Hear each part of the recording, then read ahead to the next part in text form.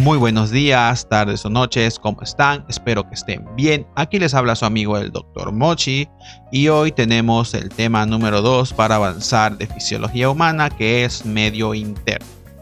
Si les gusta mi contenido, ya saben, no se olviden de suscribirse, darle a la campanita, compartir el video para estar al tanto de todos los temas de fisiología.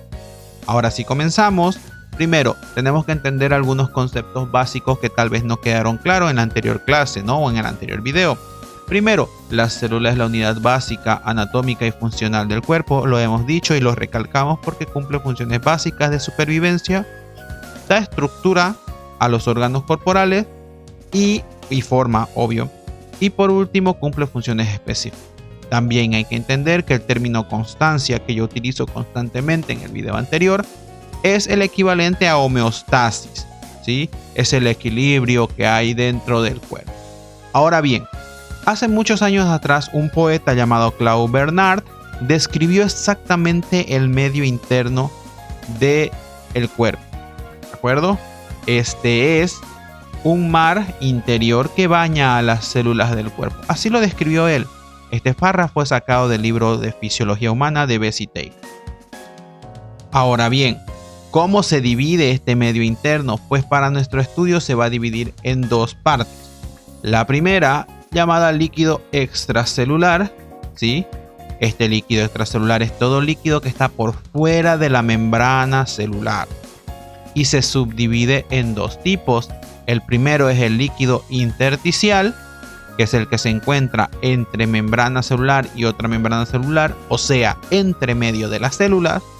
Y luego se divide en el líquido intravascular. Este último, ¿sí? Este líquido intravascular es el que utilizamos nosotros los médicos para poder tratar a los pacientes, ¿sí? Porque nosotros los medicamentos o los sueros o cualquier otra vía de administración normalmente lo hacemos por la vía intravascular. También es importante recalcar que el líquido intersticial solo es visible cuando hay alguna alteración de la constancia de los líquidos en el cuerpo. O sea, cuando existe una lesión inflamatoria o lesión celular, mejor dicho, una inflamación o algún fallo de los mecanismos de control de los líquidos corporales. Muy bien. Y la segunda división del medio interno se va a dar gracias al líquido intracelular, que es todo aquel líquido que baña las organelas internas de las células. Es el líquido citoplasmático, en pocas palabras. Ahora bien, hay que recordar algo. Primero, la cantidad de agua que se encuentra en el cuerpo, ¿sí? Va a estar siempre en ella diluida por solutos, ¿sí? Y estos se encuentran de manera constante en el cuerpo. O sea que la misma cantidad de agua siempre tiene que permanecer dentro de la célula y por fuera, y asimismo de los solutos que éstas conllevan, ¿sí? En el momento que esta constancia se pierde, ¿sí? Se alteran las funciones vitales de la célula en el cuerpo. Ahora bien, veamos un poco del porcentaje de distribución de los líquidos en los diversos compartimentos que hemos hablado. Vamos a entender primero que en el líquido intracelular es el más abundante, compartiendo así el 40% del total de líquidos del cuerpo. Esto es muy importante, ¿por qué? Porque ante deshidrataciones, ante falta de líquido o falta de ingesta de líquido, la célula puede llegar a eliminar de su interior líquido para compensar la pérdida o la falta en el espacio exterior. Y en el líquido extracelular tenemos el 20%. Ambos, si los sumamos, suman el 60% total del líquido o del porcentaje del agua corporal total en el cuerpo. Eso es muy importante entender. Luego, este líquido extracelular se subdivide en un 15% de los 20% en el intersticial, que es muy abundante. Y fíjense y nótese que solo el líquido intravascular es el 5% del total del líquido corporal, ¿sí? O sea, el 5% de toda el agua, de todo el líquido del cuerpo, está en el espacio intravascular. Más exactamente el plasma sanguíneo, porque ya nosotros sabemos, o bueno, lo hemos estudiado en histología, que la sangre está compuesta en un porcentaje de plasma y otro porcentaje de células. Ahora bien, vamos a poner un pequeño ejemplo en este video. Si nosotros tenemos un paciente o una persona de 70 kilogramos, ¿sí?, y queremos sacarle la cantidad de agua que tiene en el cuerpo, pues nosotros tenemos que entender que este paciente va a tener 28 litros o kilos, ojo, litros y kilos se calcula de la misma forma, ¿ya?, de agua, 14 litros o kilos de agua en el líquido extracelular. De este 14, 10.5 de agua va a ser intersticio y solamente 3.5 de plasma. Ojo, plasma, ¿sí? Entonces nosotros nos estamos dando cuenta de que esta es la distribución. Ahora ustedes se estarán preguntando, ¿y cómo yo saco ese 28? ¿Cómo yo saco ese 14? Simple, ¿sí? Tenemos que hacer un cálculo de agua corporal total, ¿sí? El agua corporal total es igual a 70 kilogramos, que es el 100% de nuestro peso corporal, o sea, 70 es nuestro 100%. ¿Cuánto de ese 70 va a ser agua? ¿Cuánto del 100% es agua? Pues 60. Entonces aplicamos la regla de 3 simple. Multiplicamos 60 por 70 y lo dividimos entre 100. Y esto nos va a dar un total de 42 kilogramos o 42 litros, ¿sí?, o 42%, quieres decirlo de esa forma, de agua corporal total. Ahora, esta regla se aplica exactamente para dividirlo. ¿Cuánto hemos dicho que es el total en porcentaje de líquido intracelular? Pues era el 40% del 60, ¿no? Entonces hacemos reemplazo de valores. En donde está el 60% colocamos 40. En donde está el 70 colocamos 42 porque ese es nuestro total. Y en donde está el 100% colocamos 60. Y si nosotros hacemos ese cálculo me va a salir 28. ¿Sí? Agarren su calculadora y haga 40 por 42 dividido entre 60 es 28. Y ese es el 28% o los 28 litros que podemos ver aquí atrás de el líquido intracelular. Y así se hace para todos los demás. ¿Sí? Bien, sigamos. Ahora bien, hay que entender que estos líquidos y la composición de estos no solamente es agua, sino también que encontramos en su composición sales minerales como el sodio, el potasio, ¿sí? Encontramos proteínas como la albúmina y encontramos lípidos, ¿sí?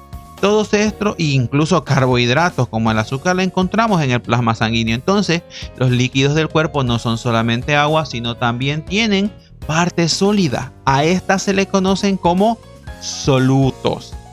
Y estos solutos, los más abundantes o los más importantes, por así decir, todos son importantes, pero los más importantes son el sodio, el potasio y el cloro. ¿Por qué? El sodio es muy importante porque este me va a determinar la osmolaridad efectiva, ¿sí? Esto es muy importante entender. El sodio me va a determinar que el agua se mantenga en sus concentraciones constantes dentro y fuera de la célula. El potasio es muy importante porque dentro de la célula es más abundante que fuera. Eso ya lo saben. Si han leído el libro o cuando vayan a leer el libro van a ver que el potasio es más abundante dentro de la célula que fuera. Por ende, mantiene la constancia del líquido dentro de la célula y además interviene en el potencial de acción, que luego vamos a ver más adelante qué es y por qué el potasio es tan importante para este. Y el cloro pues se mantiene en los mecanismos de control del pH corporal, no solamente del pH corporal, también la formación de sales minerales como el cloruro de sodio, que es importante para el cuerpo. Ahora bien, veamos también la composición de los líquidos del cuerpo. Nosotros, para poder saber cuánto de líquido tenemos en nuestro cuerpo, necesitamos realizar un estudio de laboratorio básico que se llama ionograma. ¿De acuerdo? Dentro de este ionograma nos va a mostrar cuántos minerales o la cantidad de los minerales o de los iones, mejor dicho, se encuentran y cuál está alterado y cuál no. Los básicos que se piden es el de sodio, que es de 135 a 145, como hemos visto, de potasio, que es de 3.5, algunos libros dicen 4, a 5.5, ¿sí? Y tenemos el cloro, que es de 90 a 100. Algunos libros dicen 110 mini equivalentes por litro. Bien, este ionograma es muy importante porque nos va a dar una idea de cómo se encuentra la composición de los líquidos internos en el cuerpo. Bien, ahora vamos a hablar de la ósmosis. ¿Qué es la ósmosis? Es un concepto que tenemos que dominar como profesionales de la salud. La ósmosis no es más que el paso del líquido corporal por una membrana semipermeable de donde hay mayor cantidad de líquido hacia donde hay menor cantidad de líquido. Prácticamente ese es el término correcto de osmosis, ¿sí? Es cuando el agua pasa de un lugar donde hay más concentración hacia donde hay uno con menor concentración. Y es muy, muy importante para entender el concepto de osmolaridad. ¿Por qué lo digo? Porque la osmolaridad es la cantidad de solutos, o sea, la cantidad de iones disueltas en un litro de solución o de agua y se expresa en miliosmol litros. Ahora, ¿por qué es importante saber esto? ¿Sí? Porque el sodio es el ion que por excelencia me va a controlar la osmolaridad efectiva en el espacio intravascular e intersticial. ¿Sí? Es muy importante entender eso. ¿Por qué? Porque el sodio se mueve a través de difusión. ¿Sí? ¿Y qué es la difusión? Es el paso de un soluto o de un gas desde un lugar donde se encuentra en mayor concentración hacia donde se encuentra en menor concentración. Y aquí quiero hacer énfasis en algo muy, muy, muy importante, ¿sí? Que tienen que entender que cuando hay mucho líquido, la osmolaridad está disminuida. Por ende, hay poca concentración de iones. Cuando el líquido hay poca cantidad, la osmolaridad se encuentra más aumentada porque hay mayor concentración de iones. Esto es importante para entenderlo. ¿Por qué? Porque gracias a estos dos, a la difusión, que enseguida la vamos a ver, y a la ósmosis, es que se pueden dar los efectos de transporte de sustancia o el transporte o el paso de esa membrana y mantener la osmolaridad en el cuerpo humano, ¿sí? Esta osmolaridad se puede calcular de la siguiente manera. 2 por sodio actual, ya sea 135 o 145, más 1 por potasio actual, ya sea 4 o 4.5, más urea más glucosa, sobre 6 sobre 18. Esta es la fórmula para poder calcular la osmolaridad. El valor de la osmolaridad va a ir entre 2.85 a 300, mejor dicho, 285 a 385 miliosmol litro, ¿no? Perdón, desde 285 hasta 310. En algunos libros dice 300, ¿sí? Va a depender del autor. Por ejemplo, Guyton dice de 200, si no me equivoco, dice de 285 a 295. Y es así. Ahora, lo que estábamos hablando, la difusión es el paso de un soluto o de un gas a través de la membrana semipermeable, ¿sí? Entonces, nosotros decimos que hay una hiperosmolaridad cuando hay una mayor concentración de solutos y menor de agua. Y decimos que hay una hipoosmolaridad cuando la concentración de agua es menor, mejor dicho, mayor, y la de los solutos es menor. Y decimos que la concentración está isoosmolar o normoosmolar cuando se encuentra dentro de los parámetros ya mencionados, 285 a 300 miliomol por litro, ¿sí? Y existen dos tipos de difusión, la difusión simple y la difusión facilitada. Entonces, ¿qué efecto me da la difusión? ¿Sí? Antes de ir a esto, quiero explicarles un poco. La difusión simple es la que se da a través de la membrana sin necesidad ni gasto de energía.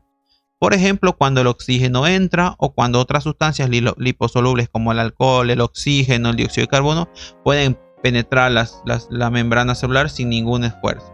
Y la facilitada es la que se da gracias a una proteína transportadora, y esto hace que ingrese, ¿no?, las moléculas hacia el interior de la célula. Ahora, ¿qué afecta a la difusión? Pues es importante que la difusión se afecta por la permeabilidad de la membrana al soluto, por las diferencias de concentraciones y por las cargas eléctricas. Estas tres constantes son las que me puede afectar la difusión. Si la membrana no es permeable, no puede darse difusión. Si la membrana tiene una diferencia de concentración, quiere decir que adentro hay la misma cantidad que afuera, no se da una difusión. Y si las cargas eléctricas de la membrana y el interior celular son iguales, no se va a poder dar la difusión. Esto es muy importante que lo entendamos para poder hablar de potenciales eléctricos en los temas posteriores. Bien, vamos a hablar de cómo evitar el desequilibrio de este medio interno. Pues fácil. Para evitar ese desequilibrio existen mecanismos que controlan y regulan la difusión y la osmolaridad dentro de nuestro cuerpo humano. Estos son los mecanismos de transporte y existen dos, ¿sí? El transporte activo, ¿sí? Que es el primario, y el transporte activo secundario. El transporte activo primario es el que, gracias a las moléculas de ATP y a las bombas de membrana, que en este caso es la de sodio y potasio, van a mantener las concentraciones de estos iones bien dentro y fuera de la célula, ¿sí? No hay que olvidar que la bomba de sodio y potasio gasta energía y ayuda a ¿qué? A eliminar 3 moléculas de sodio y meter 2 moléculas de potasio al interior de la célula. Ahora, también es muy importante, ¿sí? Esta bomba está formada por 2 proteínas, la alfa, que es la proteína principal y en la que donde se realizan los intercambios de los iones, y la beta, que es la proteína que ayuda al soporte y sostén de esta bomba en la membrana celular. Y bueno, también existen los transportes activos secundarios. Estos son 2, el cotransporte, que es aquel que también sigue gastando ATP y es el que ayuda a que 2 moléculas ingresen a la célula, ¿sí? Pero solo utiliza una de estas, la energía. ¿Qué quiere decir eso? Es como una célula oportunista la que ayuda. Es como cuando tú estás, por ejemplo, entrando hacia una habitación, abres la puerta, ingresa otra persona y luego ingresas tú. Esa es una forma de cotransporte que existe en el cuerpo, ¿no? Y la segunda forma de transporte secundario activo es el contratransporte, que es lo inverso al cotransporte. Es como cuando tú abres una puerta y una persona sale y luego tú ingresas. Es exactamente lo mismo con las moléculas. Una molécula utiliza energía para abrir un compartimiento, esta ingresa y a la vez sale otra molécula sin necesidad de gastar la energía. Estos son los sistemas de transporte secundario. Ahora bien, hay que hablar también de la endocitosis. Es muy importante entender que la endocitosis es cuando se ingresan moléculas grandes al interior de la célula, cuando la célula come, ¿sí? Y esta también hace que gaste energía. Existen 2 tipos de transportes por endocitosis, la fagocitosis y la pinocitosis. No voy a profundizar en esto porque este tema ya se ve en lo que es histología, pero para que tengamos una idea, la fagocitosis es el ingreso de los elementos sólidos de otra célula hacia el interior de la célula que lo fagocita, y la pinocitosis es cuando se come a la célula completa con todo y líquido citoplasmático. Entonces la diferencia va a ser esa. Fíjense, cuando las dos formas de endocitosis que conocemos, la fagocitosis, cuando introduce el soluto, lo hace por emisión de prolongaciones de membrana, ¿sí? Mientras que la pinocitosis lo hace por una depresión o invaginación de la membrana. La fagocitosis, cuando introduce el soluto, ¿sí?, a la célula, lo hace mediante los podocitos celulares. Mientras que la pinocitosis lo hace mediante la depresión, se comprime contra la otra membrana y la absorbe. Luego el soluto que se introduce a la célula por fagocitosis lo hace mediante solamente las partes sólidas de ésta, mientras que en la pinocitosis sí o sí la célula absorbe también la parte líquida. ¿Cuáles son los pasos de la endocitosis? Aquí los tenemos, se las dejo la tabla. No vamos a profundizar mucho en este tema porque este tema ya es de histología, pero aquí les dejo los 7 pasos de forma generalizada de cómo se produce la endocitosis en las células corporales. Luego hay que recordar, muy importante, los sistemas de transporte ayudan al movimiento de los diferentes solutos en el cuerpo a través de la membrana celular. Estos colaboran entre sí para mantener las diferencias de concentraciones tanto en el interior como en el exterior de la célula. Y también hay que recordar que la falla de cualquiera de estos sistemas de transporte, ya sea de transporte primario o secundario, a nivel de la membrana celular, va a originar acumulación de soluto, ya sea adentro o ya sea fuera de la célula, y esto hace que se rompa la constancia que debe existir en el organismo y por consiguiente empiecen a fallar los diferentes sistemas u órganos en el cuerpo. Espero que les haya gustado el video. Muchísimas gracias por estar aquí. Si les gustó, denle like, compartan, suscríbanse al canal y nos vemos en la siguiente clase. Bye bye.